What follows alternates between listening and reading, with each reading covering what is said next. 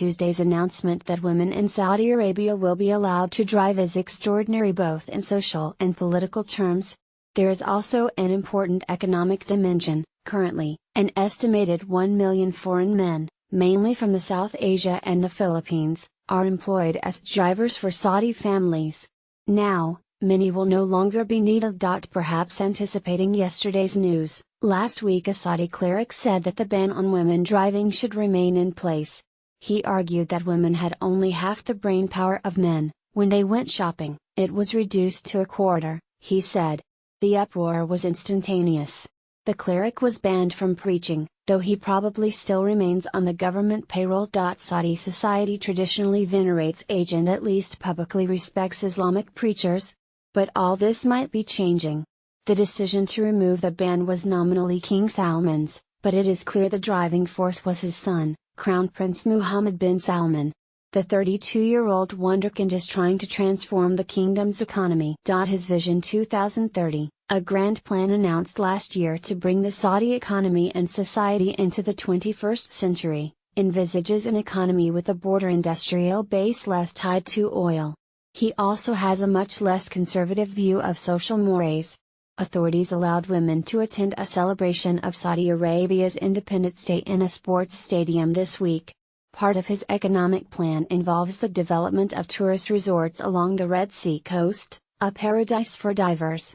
The facilities will be built to international standards, a term widely interpreted as allowing not only gender-mixed bathing, but also bikinis and probably alcohol. Change is a word used cautiously in the kingdom. In the past, any hint of progress has been covered by the word reform. Letting women drive clearly breaks this template, raising the question of whether the new policy will succeed. In reality, the driving ban has never been enforced 100%. Out in rural Saudi Arabia, tribal women have been driving for decades to look after animals and perform other farm chores. In the cities, expatriate compounds where many foreigners live have allowed women to drive, safe in the knowledge that the Saudi police, or worse still the religious police, are not allowed inside the gates. Saudi Aramco, the state oil company, has allowed women drivers inside its Little America-style townships since the days when it was owned by American oil companies. The credit for the breakthrough may go to the Crown Prince, or MBS as he is known, but the ground has been well prepared. Brave Saudi women have been tempting arrest in organized groups' protests since at least the 1990s.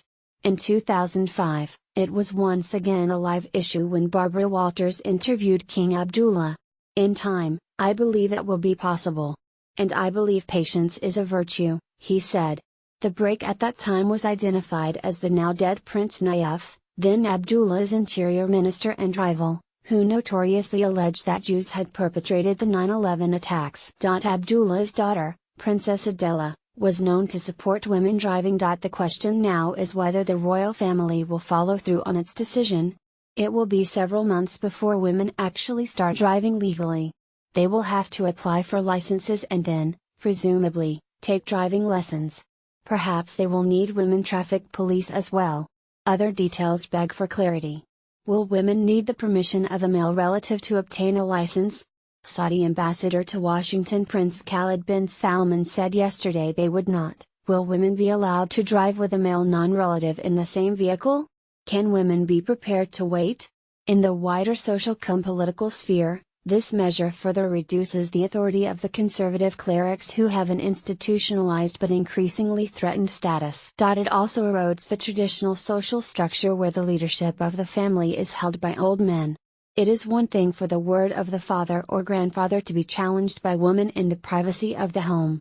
It is quite another for him to be perceived as lacking the family's total respect outside his house. The emerging style of MBS's leadership is a combination of energy, forthrightness, and flamboyance. It is audacious to the point of dangerous. As a newly appointed defense minister in 2015, he was the architect of the war in Yemen.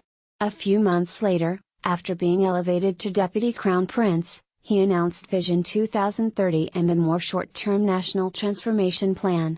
This summer saw the diplomatic rift with Qatar, when both the kingdom and its ally, the United Arab Emirates, finally became exasperated with their neighbors' diplomatic individualism. Yet Yemen is now a quagmire and the NDP is being adjusted after its targets were admitted to be too ambitious, and the crisis with Qatar is at a stalemate.